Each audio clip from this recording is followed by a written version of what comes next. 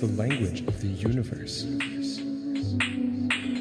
But I don't understand it.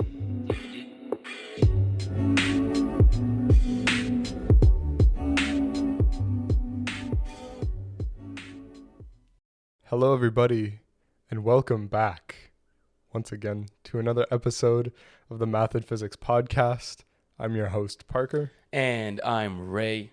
And we welcome you back to episode number 109, where today, similar to I think what we did a couple episodes ago, but different, we're going to be talking about our current research projects and most likely, again, fingers crossed, most likely our research projects for going into grad school, or at least something related to it. I think it's going to be less about our actual research and more about just like the topics. Yes, right? Because I think it is a little bit difficult to communicate frontier work to a general audience, even though, you know, it is very possible.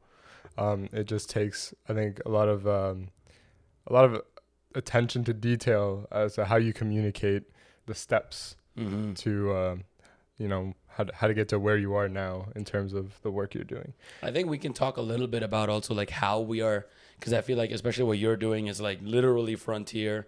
What I'm doing is kind of very rarely done around the world too. So we can maybe talk a little bit about, you know, like how we feel and what it's like. How we feel. No, feel as in like doing what, you know, at the position that we are. Because we're still undergrad students, you know, we're nowhere and we're still at this level. So just like the possibility if someone like for anybody to do that. So I think we can go through that as well. But yeah, mainly I think focusing just on what it is we're doing, just the topics a little bit. So for all returning listeners, we just want to say, you know, we've been under the radar a little bit in terms of podcast activity during the winter break. Well, you know, since we've recorded our last episode, we have had exams, which, you know, fourth year physics exams, a lot of work. And then after that, the winter break, I went to Ottawa, then Cuba, then Arizona. Right, you had a crazy winter I know, break. I was all over the place. And so yeah, we haven't had time. And then I came back to Toronto, school started, and then, you know, now we're here. We're back with another episode. That's just how things go. You know, sometimes we made this podcast when we were first year students. Right? We finished first year. Oh, March, right. It was March. in between first and second year. So like that, we weren't even second year students yet. And so it's a little bit hard to upkeep kind of the responsibility of the podcast as schoolwork increases in density and frequency. That's definitely one factor, but I also think that now, especially in fourth year, we're going to grad school. Oh yeah. You know, I feel like especially with me, like switching and like, there's a lot of stress, you know? So there are a lot of things on our mind that's, I mean, not to say that we don't obviously care about the podcast, but obviously there are a lot more important things currently on our mind. And I think that's fair to anybody who's been through school or has been, you know, doing something on the side while going through school. Like, especially in our futures, in our, like, quote unquote, hopefully academic futures, you know, grad school and anything future is pretty important. Obviously, we've had, you know, exceptions such as George Roboski last episode. But in general, if you're going on the academic route, you know, you're gonna need to mosey on and have some priorities. So that's basically what went down. What's kind of funny is that I guess two things. Like first thing, good news is that I got accepted to a university for grad school to work towards my PhD in astrophysics and deep learning. That was just one school that I applied to, so I haven't accepted yet. I'm waiting for other schools to reply. But I guess what's funny is that for the people who've been listening to the podcast since the beginning, you know, you started off by listening to rinky-dink first-year physics students, and now you're listening to future PhD students talk about their work and just interesting stuff in physics. So. Yeah, that's actually pretty crazy. This actually reminds me, and I'm gonna shout someone out that we don't know, but Andrew Dotson. you probably know his YouTube channel. I mean, if you guys are listeners of the podcast, you probably also know Andrew Dotson. He started his YouTube thing just like having fun with it, and now he's like a PhD and he's talking about all his experiences. Like it's crazy to see because I used to remember him like 6-7 years ago. You know, watching him when I was a kid, being like, oh damn, he's in grad school doing his PhD or some jokes about physics, and now he's literally a doctor. Yeah. It's crazy. It's Very crazy. cool. So it's nice to be on that journey. So hopefully we get there too. Mm-hmm. Yeah. I guess we can just get started. Do you want to go One first? thing before we start the podcast, the comment Oh. of the podcast. Comment of the year. Comment of the year, I guess, actually. I mean, that would be a big summary, I think. We don't have a yearly summary, but I'm just going to go for this comment. I really like Nanook's comment. Nanook says, this is the comment of the week. There you go. Thank you, Nanook. Manifestation. Fantastic comment. Thank you. Again, love all the other comments. That was obviously just a joke, but loving the interaction that we get. I love all your support. I'm sure, and any people that continue to listen, when in our I guess non-posting days, we thank you. We thank you. And thank you for people continuing to follow the podcast and to listen, because we have not dropped in followers. In fact, we've gone up in followers since we stopped posting. That's a little. Well, no, we didn't stop posting. Not stop posting. We just, the gap in between posts. We can think of it as a winter break, a little long There you winter go. break. How about that? Sure. Just that's basically what that was. And now we're back on it. So let's get into it. All right. Do you want to talk about computational fluid dynamics? Sure. So currently, what I am currently researching, again, just gonna bring it up like that, and then we'll go into it. Is as you very well rightly said, computational fluid dynamics, and it's basically exactly as it says. It's the problem. The whole problem with the field of fluid dynamics is that there's one major equation that governs how things move. Now, obviously, we can simplify that equation to, linear convection, advection, dissipate, like all different types of equations, shallow waters. But the main equations, I'm sure you guys know what I'm talking about, are the Navier-Stokes equations. And those basically describe, or at least our understanding of the different parts of a fluid's motion, taking into account all the different viscous forces, body forces. It basically relates the force of a fluid within itself to the acceleration of the fluid. So literally Newton's second law, and that's the Navier-Stokes equation. And that equation is basically the full forefront of fluid dynamics. Because again, as I stated, what a differential equation is, and I'm pretty sure we have gotten to this in quite a few podcasts, similar to the Navier-Stokes equation. It's basically a representative equation where you are defining some position or some velocity or some acceleration. And these are all components part of this equation. And the goal, again, is to basically model, well, how does this velocity or how does this position or how does this fluid move? And therefore, I think, again, we've got into this, but I'm just reintroducing a lot of it, the equation of motion, right?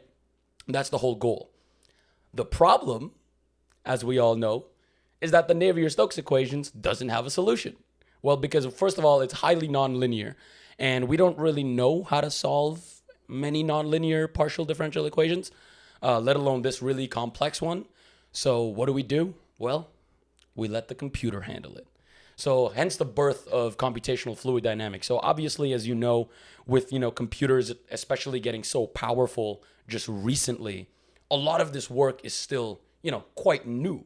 So everything that's being done is still, relatively fresh. It's not like we're breaking relativity or finding, the laws of motion of loop quantum gravity, something that's been done for 200 years kind of thing.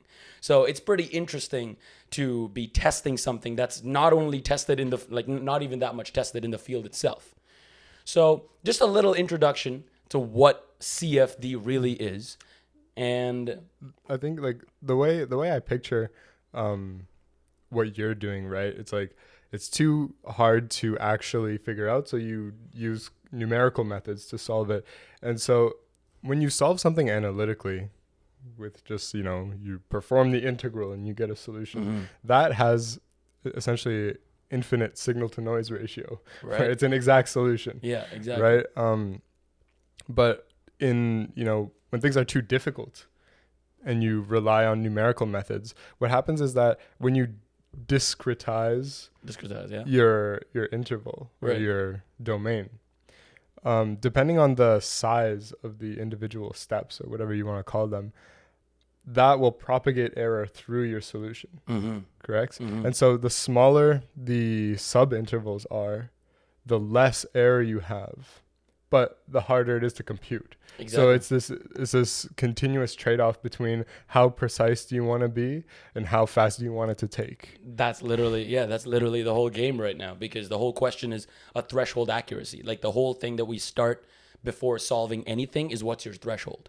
And usually it's anywhere from 10 to the minus 6 to 10 to the minus 10, because just setting something pretty small, saying that, hey, we're pretty accurate. And again, it all depends on your solution, right? Maybe something is stellar magnitudes and then you don't really care. Like, you can use very, very simple methods of, very large time steps or whatever just to really quickly get it done, because you don't really care too much about the accuracy.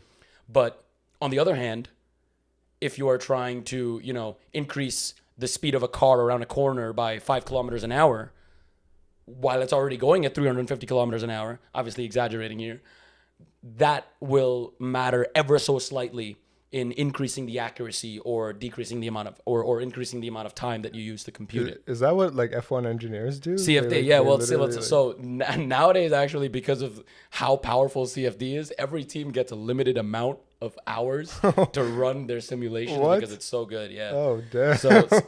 So yeah, there are a lot of models that you can use in computational fluid dynamics, and that's basically where like the whole kind of field comes from. So for example, Formula One cars. Are you saying that they would be too good if they got unlimited hours to run their simulations? Well, I wouldn't say too good, but they would be able to understand a lot more about their car. Really? Because so the problem is they're limiting their knowledge. Yeah. That's crazy. Yeah. They're like, because you have to understand that bigger teams with a lot of money can just like spend a lot of money and then just having, because again, it's expensive, right? Like it's still like electricity and like money wise, it's expensive. It is a sport where like the economy really influences the 100%. So I mean, obviously, that's a little off track, but that's basically another application, right? But the power of of CFD is that there's a different idea of using the Navier-Stokes equations in every application. So, for example, in what I'm doing right now, which is computational aero, like aerodynamics, we use, again, I don't want to like really get into it, but like we use something called the Reynolds average Navier-Stokes equation, some type of equations. And on the other hand, if I would want to solve propulsive equations of motion, so for example, gases burning together in a combustion chamber, this equation doesn't work anymore because this is more through time. So then we use a different equation. And similarly, if you're, for example, doing the same thing on a car, a Formula One car, you would use another different equation. So, because all of these are basically like simplifications of the Navier-Stokes, because no one's really solving the direct Navier-Stokes equations every time we're running a simulation, because again, it's very computationally heavy. And just like when you do like some type of, you're modeling a situation when you're doing like simple thermodynamic problems, it's like you have a box and the volume stays fixed. And so your equation changes when you keep the volume fixed, right? And it becomes a simplified version of, or if you're keeping the pressure fixed, or if it has to be adiabatic, then your equations simplify for the model that you're trying to The biggest replicate. example is incompressible versus compressible equations, right? Like some people just assume incompressibility and just take it as is because it's far easier to compute. So again, like, throw assumptions in there and you can definitely ease out the equation and therefore exponentiate the amount of, or exponentially reduce the amount of time that you need to solve it. And this is like ubiquitous in physics. Is that the word, ubiquitous? But because I know what you mean though. Yeah. Because in last year in our astro course, you remember like the polytrope equations. Oh yeah, right? For every index number, it's like a different assumption that you're making. It's in the polytrope. Let's say I don't remember what the actual indices were, but it's like n equals 3. It's adiabatic or something like that, and then it changes for every different type of star that you're trying to model. Yeah. So I think that's kind of that, right? It's kind of similar. You know what I mean? Where, a little bit. Where every single model is not going to be perfect, but there are some assumptions that will be better than others. And again, it's all a question about accuracy, right? It's all a Yeah. question about how much you really want to get out of it. Yeah. And that's the whole thing. But again, just because I'm talking about how many people use it doesn't mean, again, that's where all this research comes in, that it's perfect. Far from it, right? There are a lot of methods that are currently still being studied because there are a lot of things that are not understood. For example, and I think a lot of people got this, turbulence, right? Turbulence is still a factor that's not very readily understood. Like, for example, I think this is a common a common example taken to explain why the Navier-Stokes still don't make perfect sense. In a right angle turn for a river, I think we've spoken about this before. But let's say a river is turning, right, and it has a right angle in its path. The Navier-Stokes equations state that at the edge, the speed of the river is infinity. The corner. At the corner. Sorry, not the edge. At the corner. So obviously that doesn't make sense, right? So there are some problems, there are some infinities, there are some problems with or misunderstandings of turbulence. So either we have to add something into the equation, or there's obviously some misunderstanding of how it's working. So there's a lot of that also goes in there. And I'm going to talk a little bit, I know I've spoken very generally about it so far. I'm going to talk a little bit about how it actually goes down a little after. But yeah, that's the basic general idea of CFD, right? And yeah, I can get into it in a sec, but let's hear what you have to say about your general idea. Maybe we can go back and forth. General idea. Okay, so I stumbled upon adaptive optics last summer, where I was attending these talks, and somebody in the faculty gave a talk about adaptive optics, and I've had heard about adaptive optics from our TA last year, and we're doing astro labs, practicals, I guess you can say. Same thing. Anyways, he showed us a video of a point spread function. Point spread function being corrected. That was like the second last class, right? And I had no idea what I was really looking at. Well, I knew it was a star point source. And he tried to explain to us how it worked, and I kind of got it. But came the summer, and I heard that talk, and I was like, you know what, this is kind of cool. And at the time, I had to pick a topic for my fourth year research project, because as a astronomy and astrophysics specialist, you must pick a topic in fourth year and do a research project, and then at the end, you do a presentation and a report.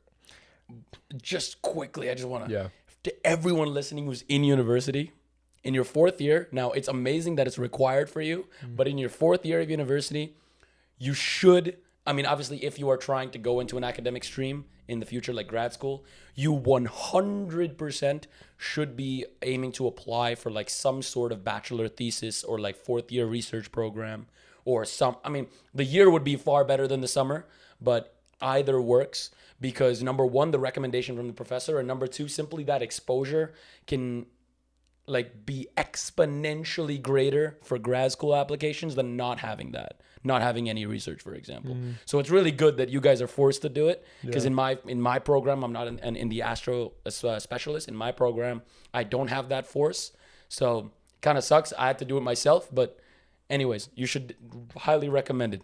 That's true. Continue. That's very true. So during the summer, I was doing research for the university, and I had to decide if I want to continue with the person or with my supervisor that I was with during the summer, or if I want to do something completely different. And I already knew that I wanted to do something different, but there are so many options. Literally anything that you want to study, you can. Somebody in the faculty, or at least at U of T, there are so many profs that research different things, that there's whatever you want to do, there's definitely somebody here who can supervise you and come up with a project that would be meaningful. And so, having listened to that talk on adaptive optics, I said, you know what, let me just send a message and see if there's a possibility that I can go into adaptive optics in fourth year. My other choice was to go into machine learning, do a machine learning project, which I was also at the time studying on my own because I was interested. And, summer chugs along, and finally I decided to go into adaptive optics. Now, boom, How do you start a project? How do you start a research project? Mate, what is adaptive optics? Nobody knows yet. I'm getting to that. I'm getting to that. So how do you start a project on something that you know nothing about? Yeah. Okay. You know, you have to do a lot of reading papers because adaptive optics isn't necessarily something that you can just Google and learn everything about. And number 2 is talk to the people at school who already know about it. Very useful tip. Because, you know, how else are you going to do it? So that's what I did. And it turns out adaptive optics is a very deep subject, a lot of complicated stuff, and it's a mix of many different subjects put together to accomplish one goal.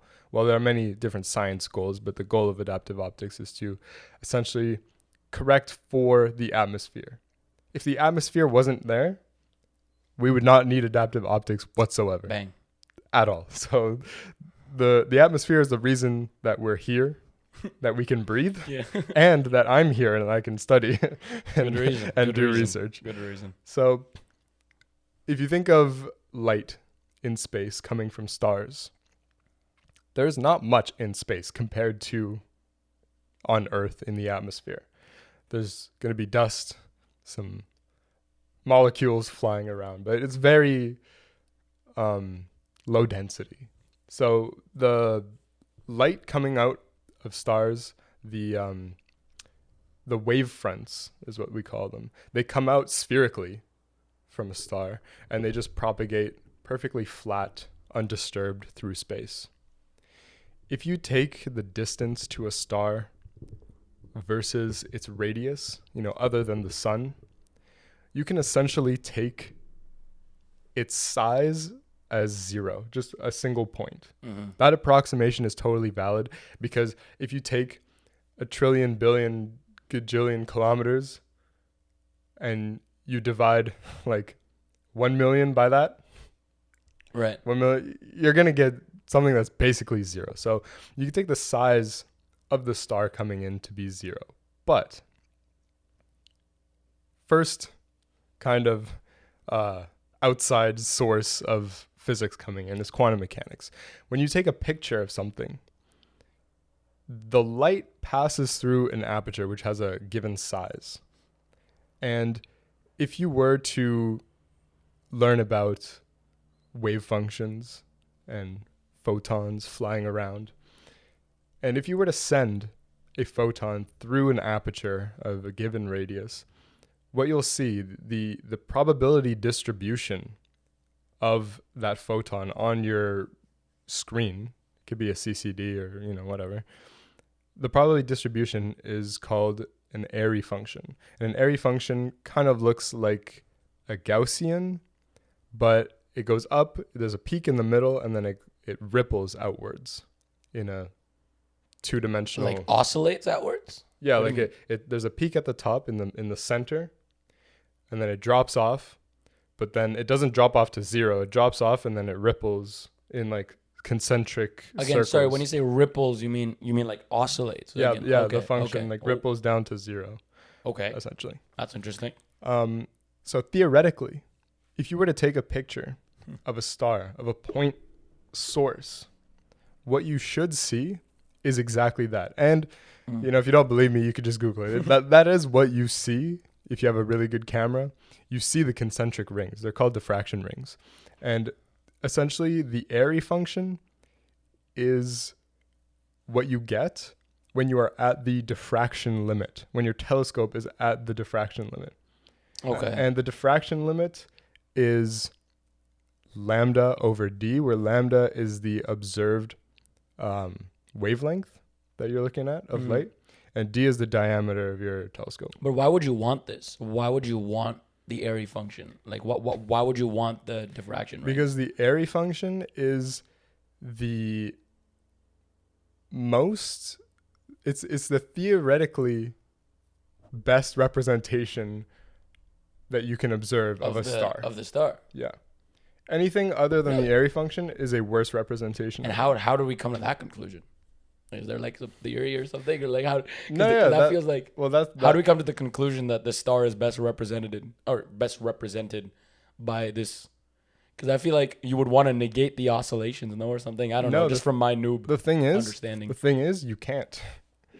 Because of quantum mechanics, right? That's like saying, oh, you want to break the uncertainty principle. No, but you're right? saying the quantum mechanical effects only come into play when you're at the diffraction limit. So I'm saying just don't go there. No, okay. How about this? Yeah, maybe yeah. I'm No, not I understand. I understand what yeah. you're saying. How about this? If you have a very... This is hard to explain. Yeah, no, it might so be. Let's say you have a really bad telescope. Okay. Then you'll see like a point, right? And it might be like spread out a lot, like a very like blurry or no, not blurry. It doesn't have to be blurry, but it's kind of like it's just spread out, and it looks like what you would expect. Like a lot of pixels like it looks like what you would expect a star to look like. Okay. Right. But if so, I'm trying to think of like the best logical way to explain it. So the theoretical best, it's not even a best representation of a star. It's when you look at a star, even with your eye, if your eye was good enough, you would see the diffraction disks. Right? Does that make sense? Because photons have to pass through the aperture of your eye. Mm-hmm. And so on the screen of the back of your retina, you are getting this airy disk. You are getting them, but it's just the optics in your eye aren't good enough to resolve to that level. Do you know? Okay, does that so make you're sense? saying this happens regardless. Regardless, for sure. No, it's like the double slit experiment. You know, like. Oh yeah, that's a really nice example to give. Yeah, it's like the double slit experiment. Interference between photons. Cause. I get that. Interference between photons cause, like this very special, what's it called? Intensity distribution. Right. I know. I don't know. But if you were to take the size of the slits and make them really big, what would you see, right? You would just see kind of two bands of light and no real interference, because you only see that interference when you get to the quantum mechanical level. So you actually level, right? want that. Okay. I think now I understand that. Okay. You do want so you it. actually want that. Okay. You do. Okay. Exactly. Okay. And you can actually test the performance of your telescope based off of how close it is to the airy function. That's cool. Right? Yeah. Exactly. So if it doesn't look like it, if you don't see the ripples at all, then your telescope can't resolve what it should look like, right? But if you can see the disk, then you're getting pretty close. That is interesting. That is really interesting. And so that's actually when you compare the point spread function, which we call PSF, if you compare the PSF to the theoretical PSF, which looks like an airy function, you get something called a strel ratio, which is basically just how close is it to the airy function. So a strel ratio of 100% just means that you are observing at the diffraction limit, and your telescope just can't get better. Theoretically, physically cannot get past the diffraction limit. And so how do you get a better, a tighter point spread function that looks more like a point? Well, it's lambda over d, right? So you can either decrease lambda, the wavelength that you're looking at, or you can increase the diameter. So that's why people build big telescopes to get tighter point spread functions. So there you go. Well, damn. Yeah. So now you have this problem where, okay, you take out your phone, you take a picture of a star. It looks like a dot, right? It doesn't look like an airy function, okay? There are several factors. Number one, the diameter of your phone is not that big, so the airy function is going to be actually very spread out, and it's going to be very hard to observe the ripples, right?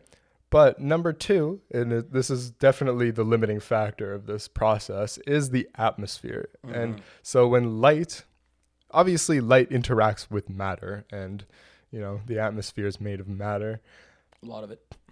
And matter that's traveling at different speeds in different directions, right? Different densities, the further you go out.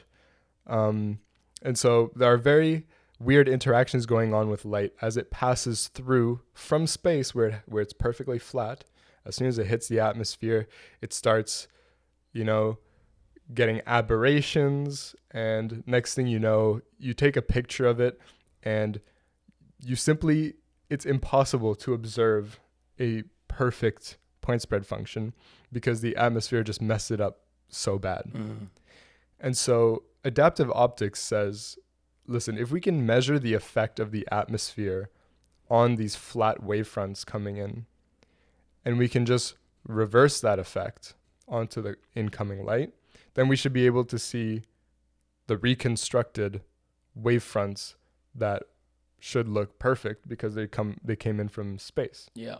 From a perfect point source of light. That's sick. Right? So turns out it is possible to do so, and it's being done right now. So how do you do it? Well, it's a closed loop control system. And so here's this, the second outside source of science is control systems, which is something that electrical engineers learn about, computer science. It's everywhere. I mean, it's in aerospace too. It is, yeah. Everything. So a control system is essentially, you have like an open loop control system where you provide an input, it gets transformed through your system, and then your system provides an output. However, a closed loop control system is where the output becomes the input, right, and it continues to run continuously. There you go. And so you can already see how adaptive optics is a closed loop system where you measure the atmosphere, you correct the light, but the correction that you see gets fed back into the... I should actually explain the components first before I explain the system. That would make a lot more sense, okay? So you have light coming in from above. You have a primary mirror. The light bounces off of the primary mirror, and at this point the light is already aberrated, right? It doesn't look good. It bounces off of the primary mirror onto the secondary mirror. The secondary mirror is deformable, which means that it's riddled with actuators that can push and pull.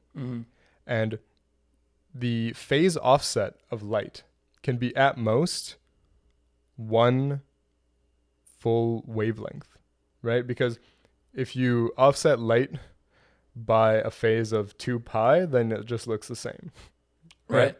So your actuators only need to push by half lambda and pull by half lambda so that you can get a full range of phase correction. Okay. Valid. So the light bounces off of the secondary mirror. The paths of the light get corrected, right? The phases get matched up because the mirror gets put into a shape that would do that exact correction. Then the light passes to your telescope and gets split. Sorry, not the telescope. To the camera. Right. And it gets split before the camera. You have a camera that's a science camera that you use to do science, and you have something called a wavefront sensor. The wavefront sensor measures the aberrations of the atmosphere. This happens before it goes into the CCD or before the camera? At the same time. Right? Light travels at the speed of light, so okay. Yeah, no, it happens at the same time. Now that is a point that I will cover in a second. But yeah, light goes into the wavefront sensor. The wavefront sensor, what it does is it measures the slopes of the wavefront. And there's a reason why. Okay. So here's your system, right? That I just wrote the blueprint of. Okay. You have a wavefront sensor, you have a deformable mirror, and you have light passing through the system. Okay? Right. So I see it. Light comes in, wavefront sensor measures the slopes. I'll explain what that means later, but it measures the slopes. The measurement is an input that gets converted via linear transformation to commands. Okay. A signal that gets sent to the mirror. The mirror takes those commands, shifts all the actuators to their desired positions. Mm-hmm. Light bounces off of the mirror. New light gets bounced off the mirror. Next thing you know, it looks better because you corrected for light that should have, right? The light that you're correcting for is already in the camera. Right. So the correction that you applied is being seen by new light. New light, yeah. That may have a different aberration because the atmosphere evolves. Right. So the new light bounces off of the deformable mirror. Wavefront sensor measures the residual slopes. How far away was our correction from the present value? Okay. Residual slopes, that command gets sent into, that measurement turns into a new command, sends to the mirror new positions for the actuators, and that is the closed loop, right? So does it like keep getting better, or is it? It doesn't keep getting Or better. is it always just? Well, it does initially, but here's the thing: the evolution time scale of the atmosphere is 1 millisecond. Whoa, that's fast, isn't it? Yeah, it Yeah, is. that's pretty fast But for the atmosphere. But I guess so. the deformable mirror can change its shape in Definitely fast. 1 nanosecond. Microsecond. Sorry. That makes more sense. Microsecond. That would be So- nano would be great. so Microsecond. The deformable mirror can change 1,000 times within the time scale of evolution of the atmosphere, which means that you can't violate causation. You can't correct the light No, you can't. as it's coming in. No. You can only correct after you measure the light. Yeah. But because you can measure and correct faster than the atmosphere evolves, Right. you will get a good enough correction Right, for the right. light that's coming in. So is it usually like the last correction that it does before the atmosphere evolves is usually the best? well, the atmosphere evolves continuously, right? Well, yeah, but I'm saying like, if like you're saying you have 1,000 steps, right, between every atmospheric evolution. So is like the n equals 1,000 solution like the best? No, so it doesn't correct. So it's not like the atmosphere is static. Light passes through it. You correct, and then the atmosphere changes after 1 millisecond, right? So as you're doing your 1,000 corrections within the time scale, it's still changing. You're right. No, you're right. It's Yeah, still yeah, continuously changing. Yeah, So that was a close question. So you're just Right. you're chasing the perfect solution, but the perfect solution is always moving. So you can get close to it, and of course, if you can get a mirror that can deform faster, then you'll get closer and closer to the actual solution, but you'll never be exactly there. Mm-hmm. That's So great. there you go. How do we even do this, right? I've spoken about this beautiful idea where we can just completely eliminate the atmosphere from our measurements, but how does this even happen, and is it even good? So first of all, there's something I didn't talk about, and it's called the interaction matrix. And the interaction matrix is the solution to your system. Okay? It's a big deal. If you have an interaction matrix, you can take measurements of the atmosphere and directly convert them into commands to the deformable mirror. The thing that I'm researching right now is that to build an interaction matrix, and I might say command matrix sometimes. The command matrix is the transpose of the interaction matrix. But they're basically the same.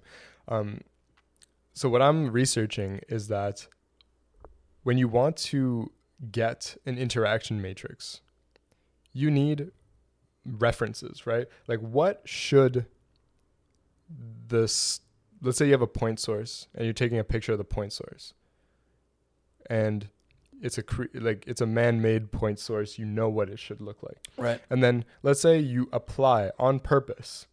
You push one single actuator on the mirror.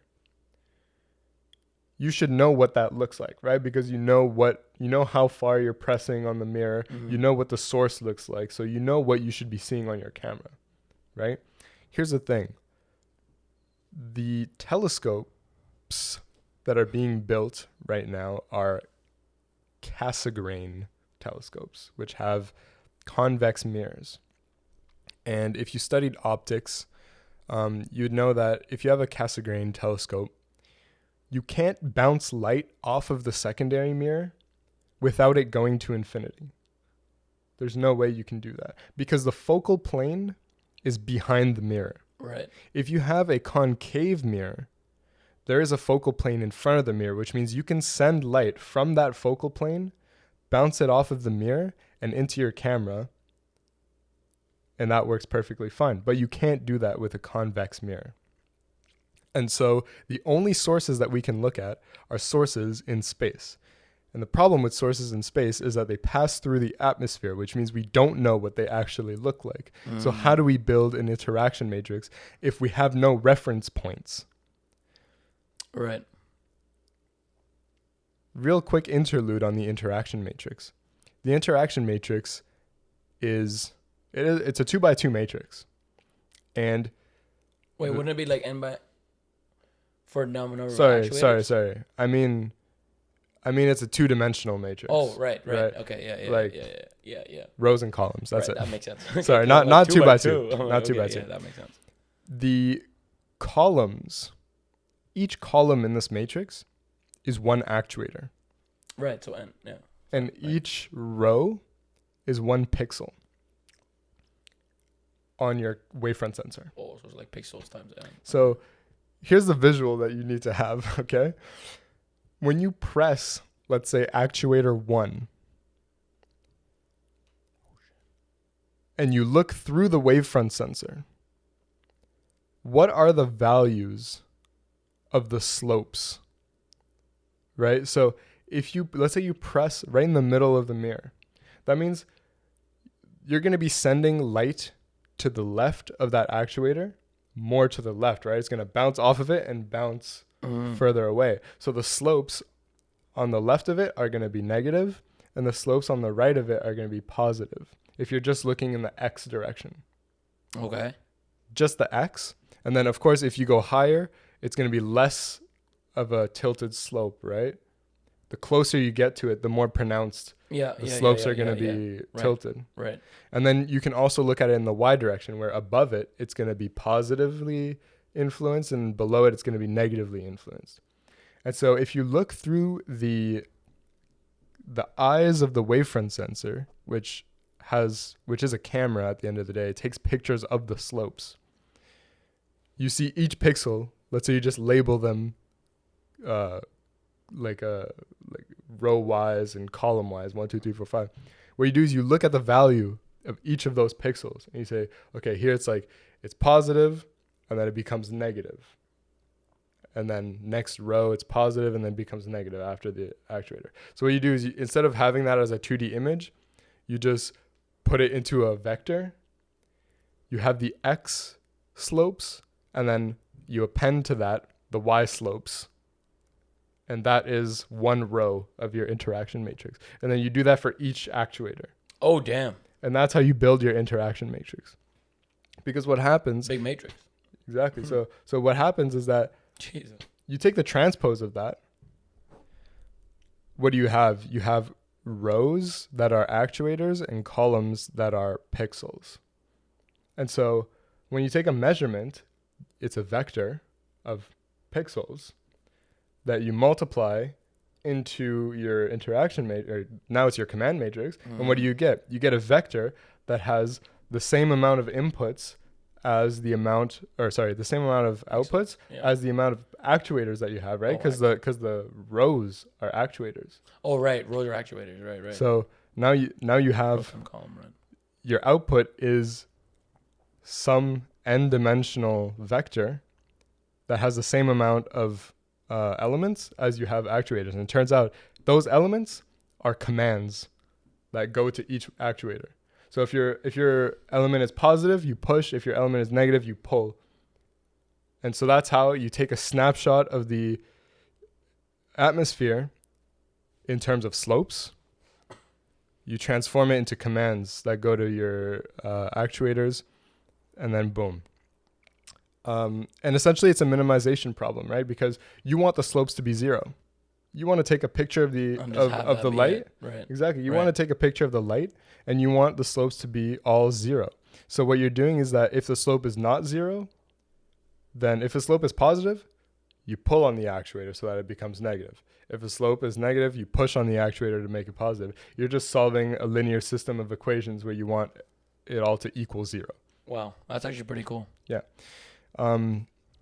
There are a lot of details in this that I'm skipping because it's just hard. But yeah, I will highlight one method though. Actually, no, that's too hard. I'm going to highlight what I'm doing actually.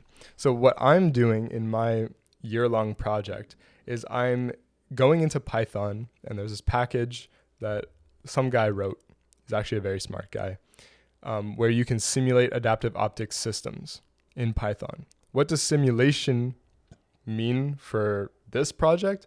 It means that whatever you produce in a simulation has infinite signal to noise ratio. There is no noise in a simulation. Right.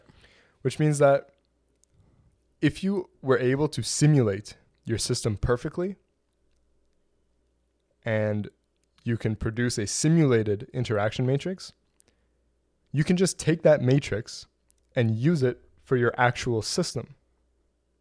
But here's the problem.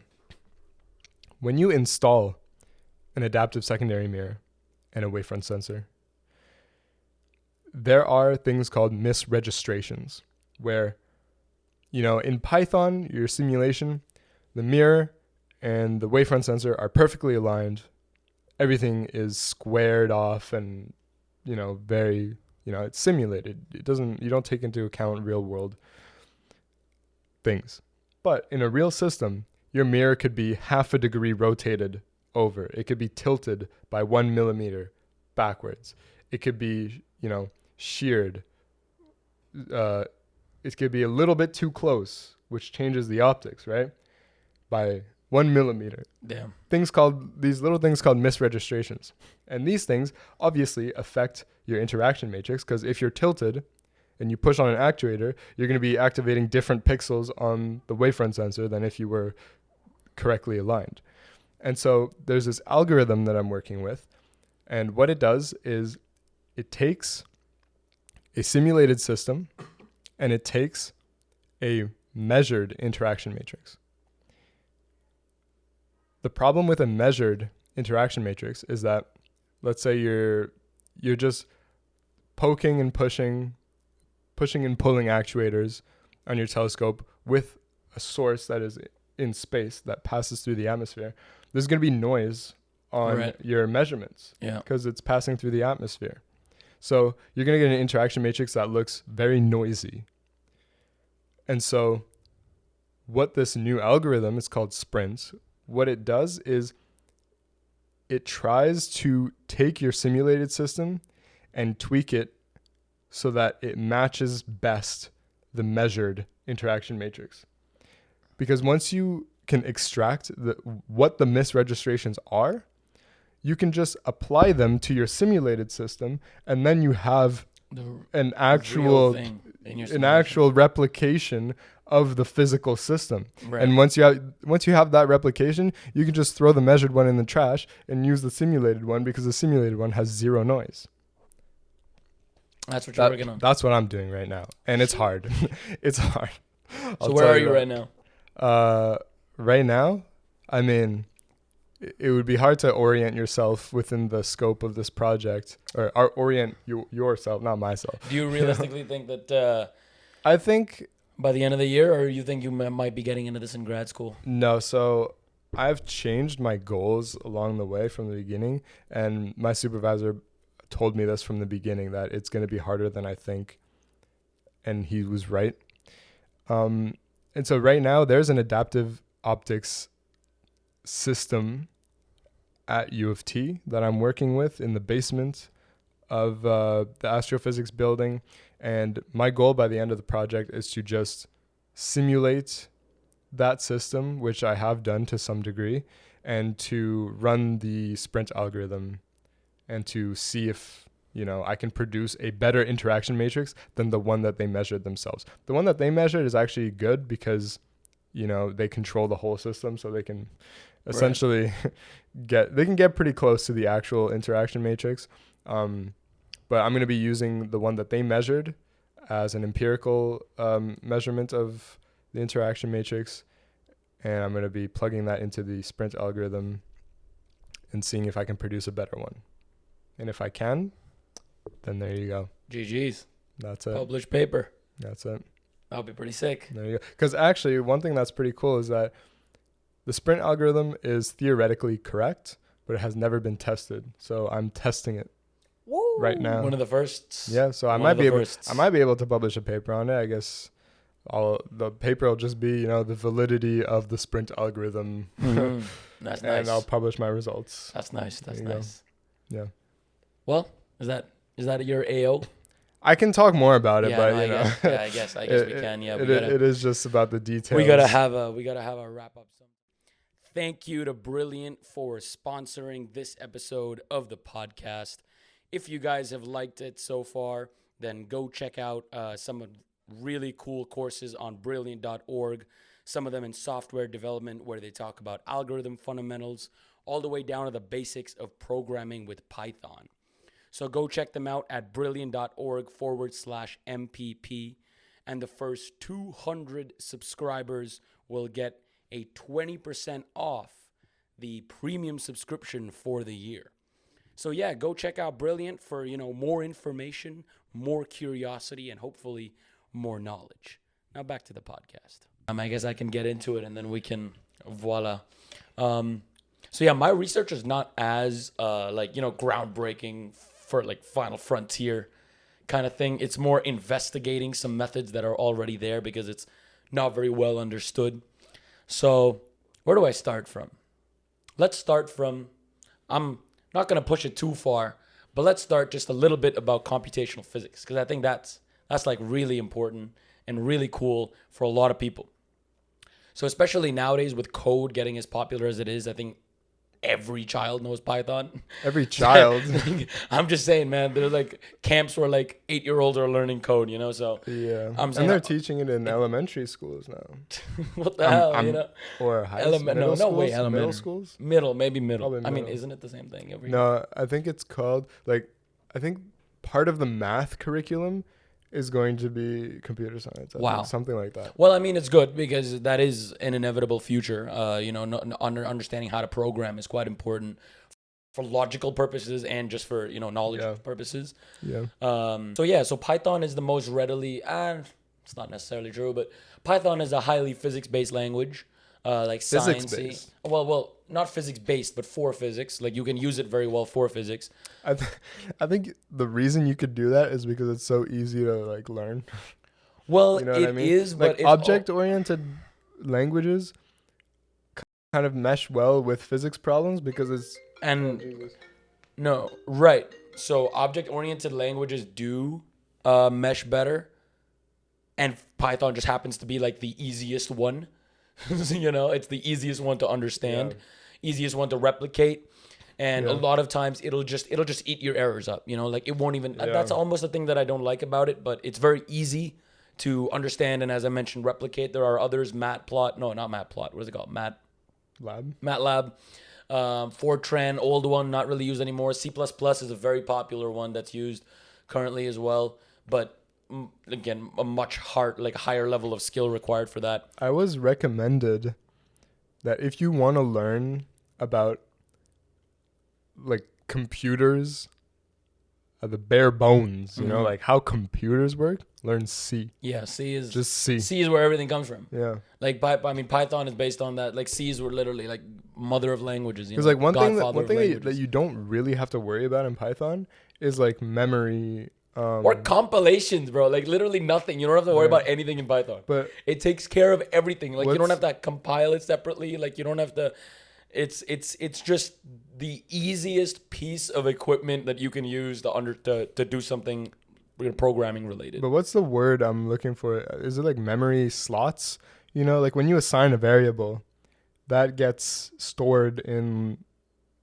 I know what you mean. An ID. It gets an ID. Yeah, I know what you mean. So, and that's very fundamental to like when you learn C, it's like you learn about. And that's the thing in Python, you can just mess around with the idea and it's okay. You just don't. You go it just x equals doesn't y, y equals x. Like you know it all. like you can literally do x equals y equals 5, which like to be honest, if you because and y could be like a floating point, and you can all of a sudden have it be a string. You know, like it's so like there's no variable assigning. That's a big thing that you probably never learned before. Like in Java, you have to actually say int I equals. Yeah, I've watched you actually videos. have to define like small things like that. Change it. Anyways, again, way off topic, but Python is very understandable. So if you don't know a programming language, it's very easy to start with. But I don't know. Maybe I'm not the best person to ask which ones to start with, because I actually don't know if Python is the best one to start with, because it's so easy, it doesn't let you get the real understanding of what the programming language is trying to do. You know, I started personally with Java. That was far better. I think in terms of understanding, maybe C would be. C is pretty hard though, I've heard. Because, anyways, so back to CFD, right? Back to or at least a little bit of computational physics. What's the purpose of what I do? Well, the whole purpose is solving a partial differential equation. So there are a lot of steps that we take to get there, to learn the different parts of Python, how to integrate. Again, integrate when I'm saying numerically integrate. That means, remember the examples that we learned in Integration 101? When it's like, oh, we convert them into trapezoids and then we add them up.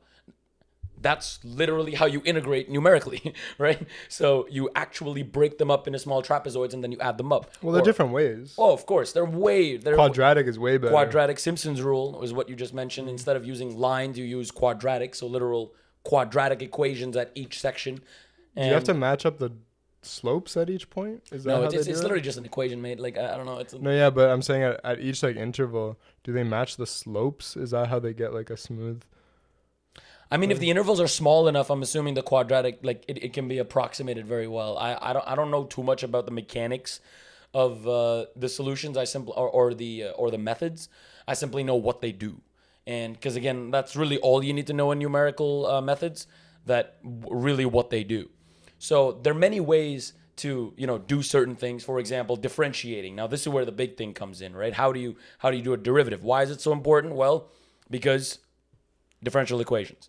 Remember, everything in physics is more or less a partial differential equation, and our goal is to get x of t equals something.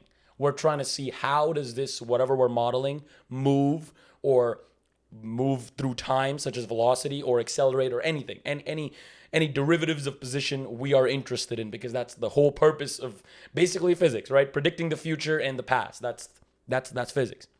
So differential equations can be solved very simply as well. I believe it's the original definition of how we learn from the not the epsilon delta. That's not what it's called. Like the regular definition of the derivative, like f of x plus h minus f of x over h, the classic. So there are different. That is a limit, though, right? That is a limit. Didn't we prove derivatives via epsilon delta? I think that's how we proved epsilon delta. So that's how you prove certain derivatives, and that's literally how you numerically compute derivatives. Again, it's not that's the forward difference. What's actually used to get a higher order of accuracy is called the central difference method. So it's f of x plus h minus f of x minus h over 2h. So it's actually a higher order accurate. Anyways, I don't really want to get too much into the math of it. I just want to get through the explaining, because the explaining is really interesting. So again, solving a PDE. How do we do this? So there are two main methods, two main approaches to solving a PDE. A fully discrete method and a semi-discrete method. Now, a fully discrete method, again, when I say PDE, I'm just going to be talking about position and time, because those are generally in physics the most used components. So for this PDE, the idea is, okay, we wish to break it down into two separate ways. So a fully discrete method would discretize space and time together. And usually it's not very accurate, but it's good if you want to do like lower level of orders of accuracy, because usually space and time, their errors can like mix up and it becomes quite complicated. So that's a very low level. I'm not going to talk about that today. What we're going to be talking about is the semi-discrete approach. And this is the approach taken by every computational physics class or method, really. Because again, it's far higher in accuracy, and it also makes a lot more sense. because it's just easier to understand. So here's the idea. Again, most PDEs, we're just going to take like one-dimensional, like time and position, because that's just like the easiest to understand. The first step in discretizing discretizing a PDE is spatial derivatives. So anytime you see a dx dt or any spatial derivative that comes up in your partial differential equation, you're basically estimating that with a derivative operator. Now, this is where all of this comes into play. So think about this, right? In a central difference scheme where, let's say we're at some point, to find the derivative of that point, we're taking the function value just right next to it, minus the function value to the left of it, and then we're dividing by 2h, whatever, to get the derivative, to get the slope, right? So the idea is, if we have a matrix that represents these numbers. So for example, if we're taking one to the right and one to the left, that's just 1, 1. And that's just going to be repeated on the off diagonals. Because what we're again doing is every point that we're at, we're taking the points next to them, right? And those are positive coefficients. What about the and edge? All the others is 0. What about the edges? Very good question. What about the edges? So the edges are usually where things always get confusing, because now we have problems. Because at the edge, you can't take x plus h because now you're already at the edge. So usually at the, these are called boundary schemes. So on boundary schemes, usually you have to do something else. You have to usually forego some accuracy. And the only way to do so is usually to use backward difference methods or forward difference methods. So instead of using the central difference, like one to the right, one to the left, you just use one to the left, forego some accuracy, but that's the only way to do it. So the left endpoint is going to use forward difference. Exactly, and the right endpoint uses backward difference. Again, this is for a very simple one-dimensional, very, very simple understanding, but yeah, that's the idea.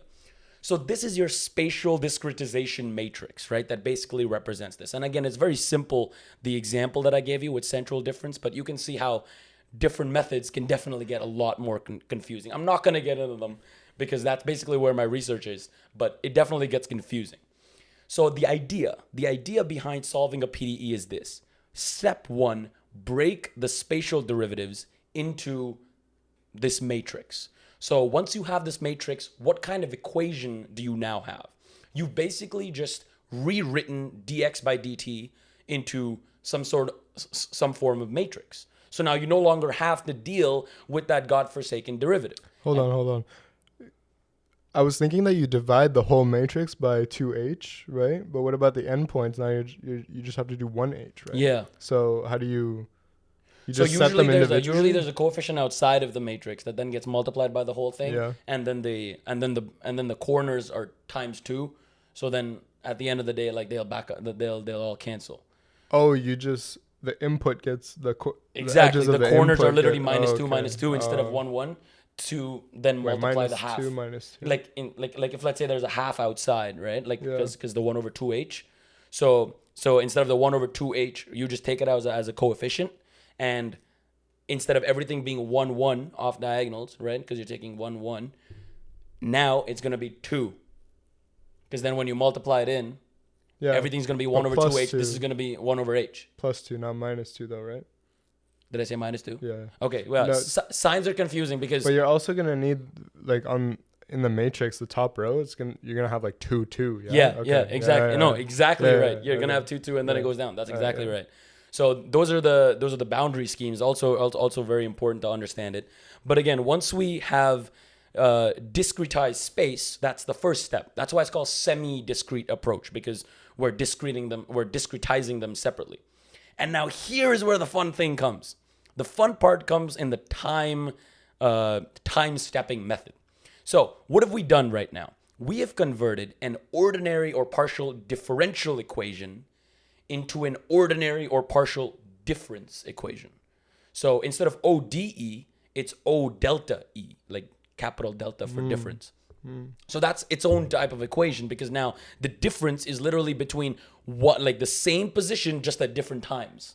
So you're literally taking the difference operator. So now it's a vector equation? It's always a vector equation. Oh, yeah. Yeah, I mean, it's always a vector equation. It is, yeah. But now the idea is you only have a step in time, which is df dt or whatever. Like so you only have a thing over so time. So you just replace your derivative operator with that matrix. Your position derivative operator. Yeah, position with the that matrix. Exactly. So what about the Exactly. time one? Exactly. So now you have the time. So now you got the time equation, right? And how do you break this up? Now this is again simple derivatives. We have so df by dt is literally f. Okay, I don't really want to like start labeling things right here.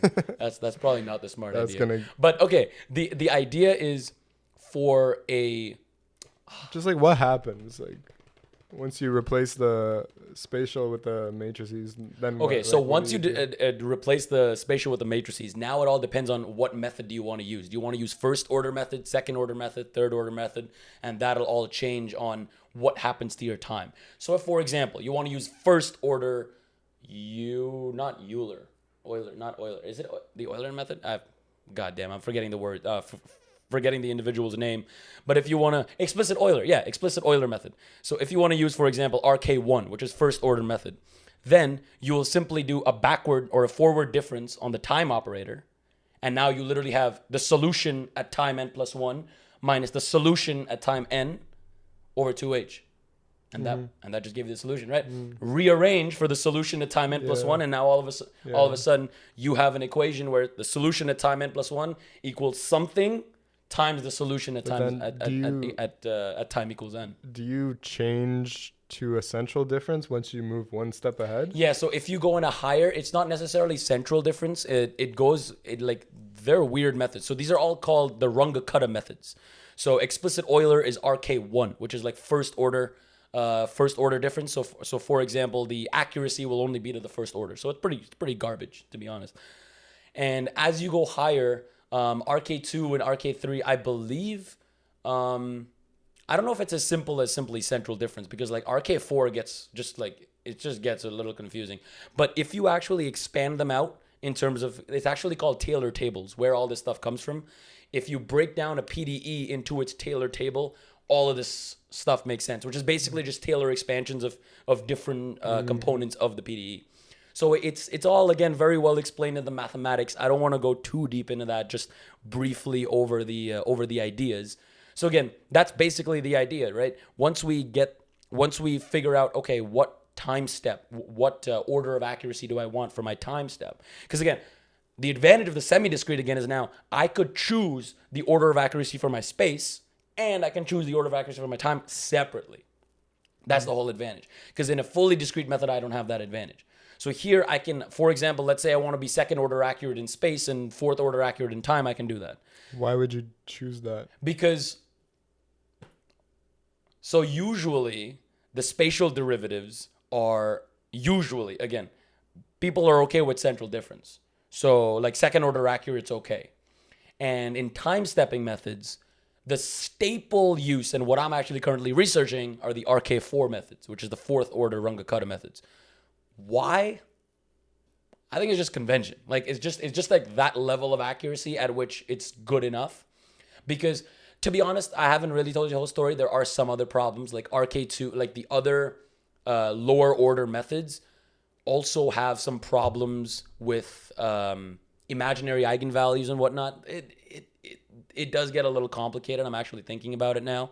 Like RK2, for example, is unstable in every solution for the linear convection equation. No. Yes, for the biconvection equation. But RK4 is stable for like certain values of the eigenvalues of the matrix. So you know what I'm saying? So it's other advantages as well, but RK4 is kind of the staple in the industry, and that's what I'm researching. So again, I think that's most of CFD covered, or at least most of computational physics, which is taking a partial differential equation, discretizing it in space, breaking it up in time, and then seeing, okay, how does it evolve? So let's just end it off on what am I doing? What I am doing in this particular research is this.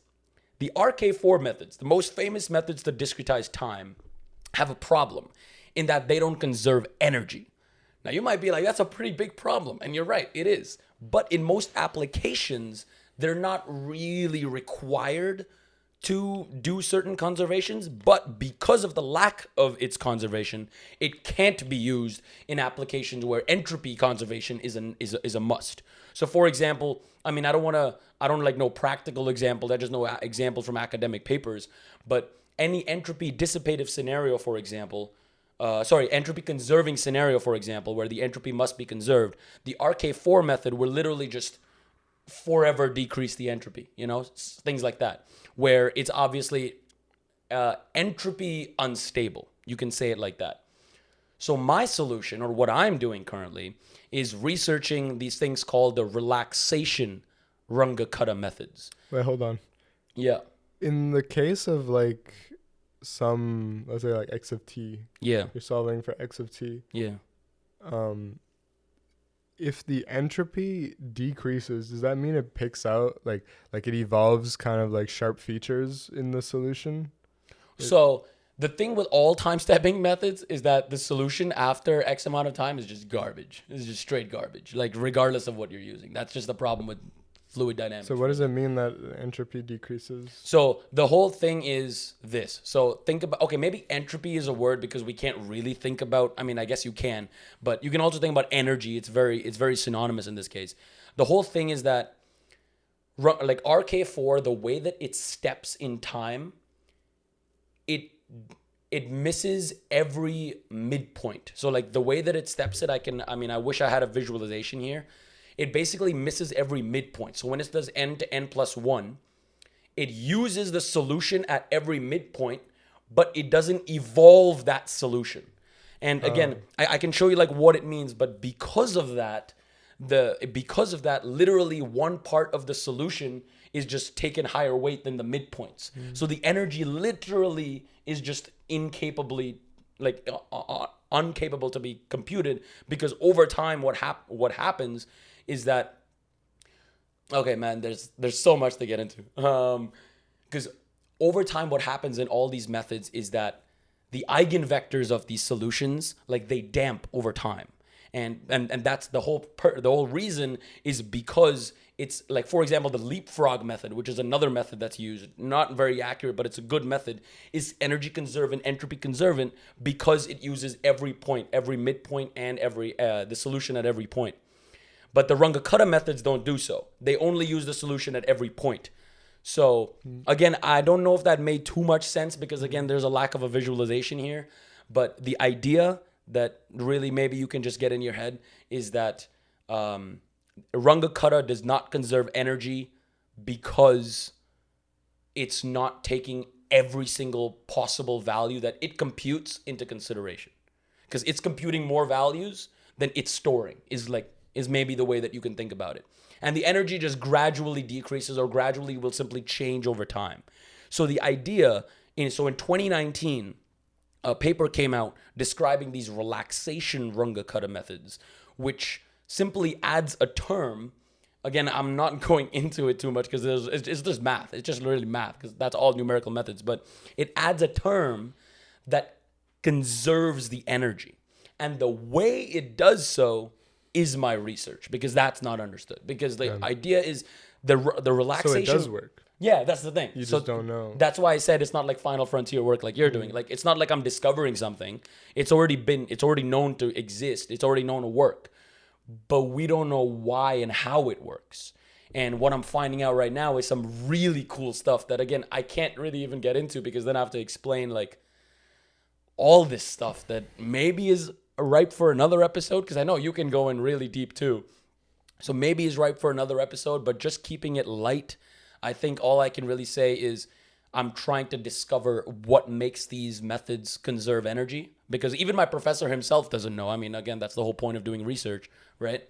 And very fascinating stuff to me, because obviously if it does work, then again, all solvers, like computational fluid dynamics solvers, like applications that, industries and what use, all of them can be modified to now include these relaxation methods, because they will have, just a greater order of, again, in certain methods. If, for example, I don't really know what application needs this particular use, but I'm sure there are, because who doesn't need an energy conserving time stepping method? So that's basically the thing that I'm studying. I know I've glossed over a lot of stuff. I know you have too. in your explanation, but hopefully that made sense and was enjoyable for the few of you that listened, got on this podcast. Anything else that you wish to mention? I guess that is everything. Yeah. Hopefully we will see you soon. I guess that's all we can really say. I think we will try, because the thing is, we had some really, really good episodes planned for December, and then I got sick, and then he went on vacation. Yeah, we actually have the next episode that we're gonna record is gonna be on group theory. Oh, we're doing that one next. Yeah. Okay, sure. And we're gonna do it with Zach Wolski again. Yes, sir. Yes, sir. We did combinatorics and With him? Yeah. We did? It was an online. Oh, you mean the first? No, that was not online. That was the second one. Oh, the second. One. The first one was in person. Oh yeah, we've had like damn. Just two, yeah. Yeah. First one was in person. He told me that for the group theory episode, he prepared some fun problems for us. Oh Lord, So our brains are gonna get picked. Yeah, that's gonna be fun. Anyways, so I guess I mean, let us know. I don't know. This was an interesting type of episode because again, it's kind of talking about our personal stuff, I guess, and not really something general. I mean, I guess we were still talking about the topics. Let us know if you want us to go deeper in these topics because again, the world of computational physics is vast, and especially with AO being as new as it is, I'm sure that is too. So yeah, I mean, as usual, let us know any episode recommendations. We're definitely taking them in right now. Yeah, thank you so much for listening, and we will see you next time. I am your host, Parker. And I'm Ray, and we will see you soon. Bye, guys. See ya. Oh, beautiful, beautiful. Wow, that was long. Did that long? Did that long? Did that long? Did that long? Did that